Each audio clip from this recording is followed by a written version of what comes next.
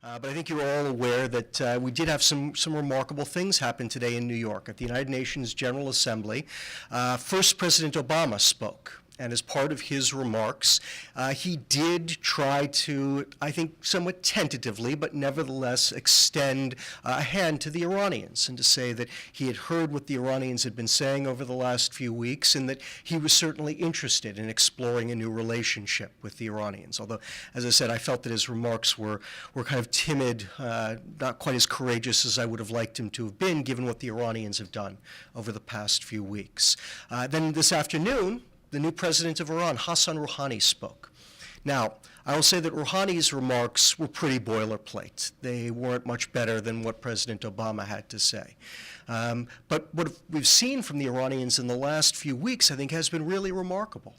With Rouhani himself coming out on multiple occasions saying that he wanted to have a new relationship with the international community, with the West, with the United States, that he recognized that Iran's nuclear program had become an albatross around the necks of the Iranian people, and that the sanctions needed to be lifted, and that he was ready to talk about making compromises on Iran's nuclear program to try to have the sanctions lifted and to have that better relationship with the rest of the world.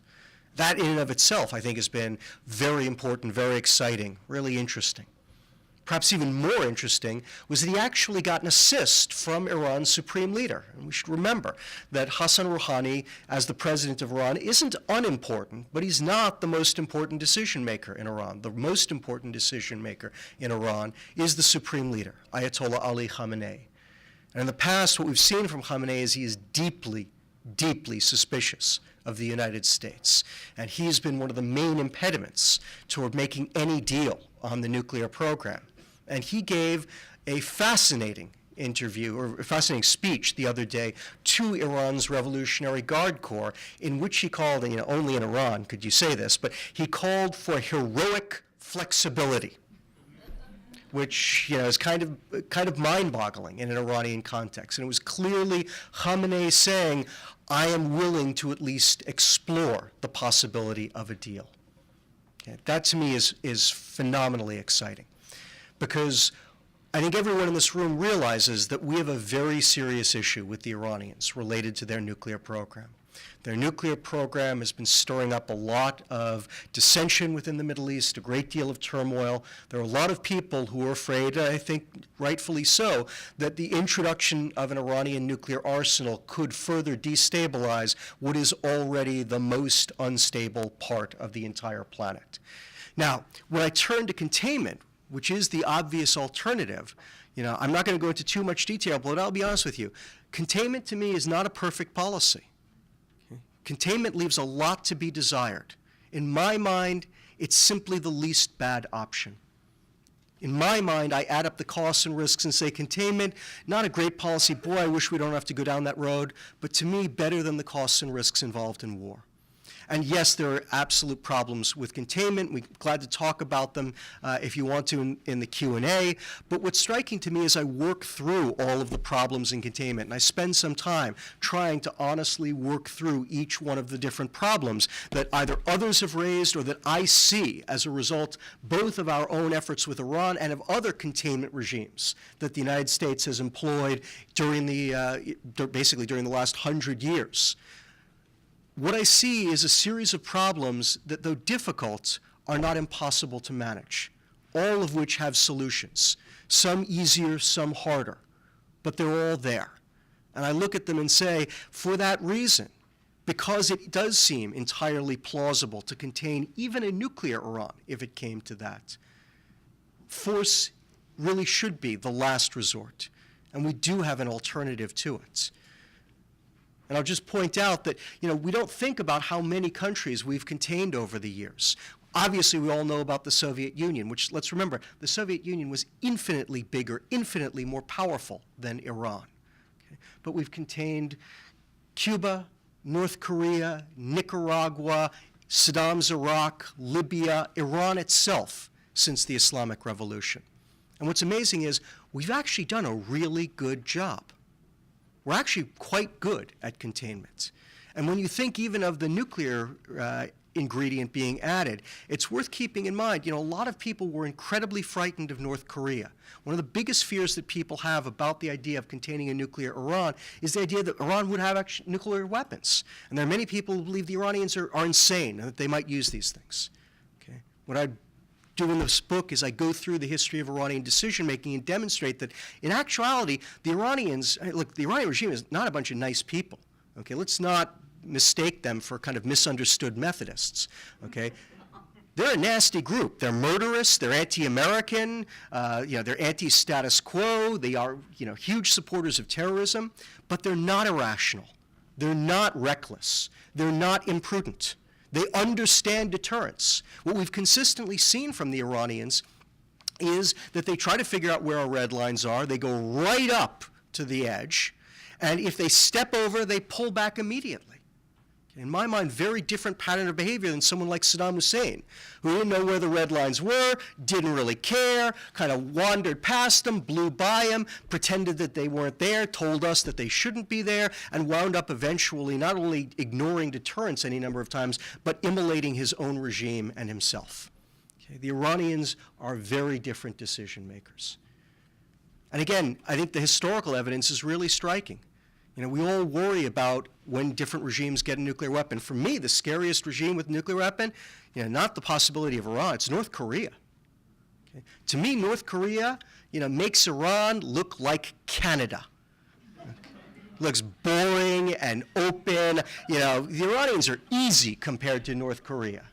Okay? But by anybody's guess, the North Koreans have had a nuclear weapon for 17 years. Okay, and I believe it would be much better if they didn't have those weapons. And I would love to get those weapons away from the North Koreans. But it's very striking to me that we've not seen even the North Koreans do something reckless and foolish with those weapons. And again, the history of Iranian behavior is fundamentally different from that of North Korea. I always like to point out the Iranians have been supporting terrorism since 1979, and they've had weapons of mass destruction since 1989. They've never seen fit to mix the two of them. Okay? And I think it's pretty clear why, and we've occasionally had Iranians say that, which is that they recognize that if anyone got hit by a terrorist group with weapons of mass destruction, that the Iranians don't believe that that country would follow the niceties of legal procedures and try to prove in a court of law that the Iranians were somehow behind it.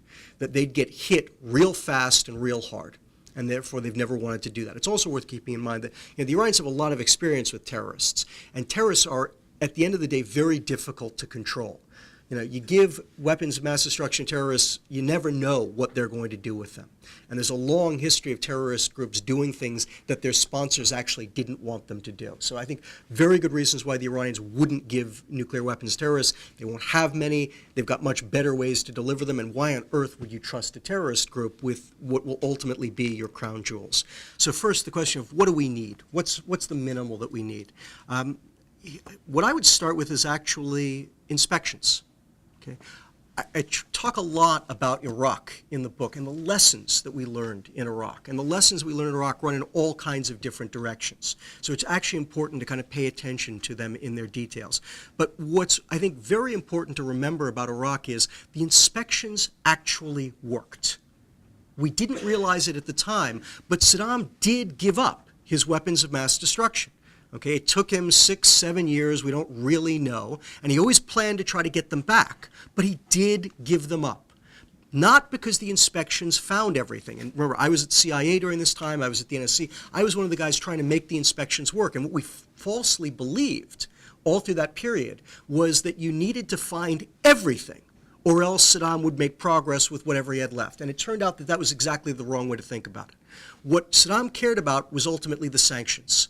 And as long as the inspectors kept finding evidence that the Iraqis were cheating, the sanctions stayed on. And that's what caused Saddam to say, okay, I got to get rid of all of it so that they won't find anything. Okay? And so for me, the most important thing for a deal with Iran is they've got to accept Iraq-like sanctions. And what we talk about is the additional protocol plus. This is a codicil to the Non-Proliferation Treaty, which would allow for Iraq-like inspections in countries like Iran. And the Iranians have actually agreed in principle to the additional protocol. They've never actually implemented it, though. So for me, that's where it's got to start. Beyond that, almost everything else is gravy. I would certainly look for a limit on how much the Iranians can enrich uranium. So I wouldn't go above 5%. No uranium enrichment beyond 5%. And since the Iranians seem ready to agree to that, that's an easy one. I'd also try to set limits on the amount of low-enriched uranium the Iranians could have in country.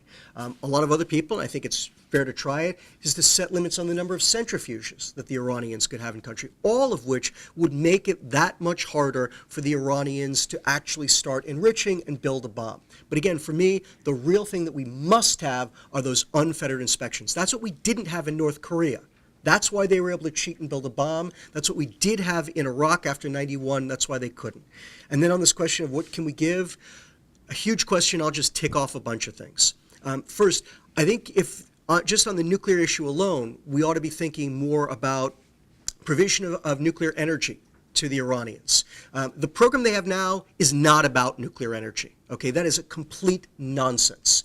It is a weapons program. And again, in the book, I go through the different evidence for it. But they do have a legitimate need for energy.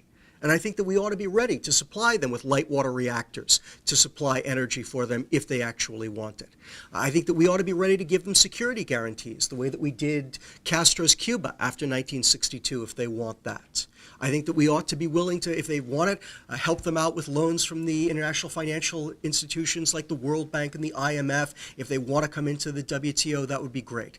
Then there's a whole series of other stuff which, again, we have other problems with the Iranians. It's not just their nuclear program. We have problems with them on terrorism. We have problems with them in terms of their opposition to a Middle East peace. If they were willing to talk about those things, I think there's a lot of other stuff that we can and should put on the table. Real economic and political and security benefits that we could give to them, not just taking away all the bad stuff that we've been inflicting on them.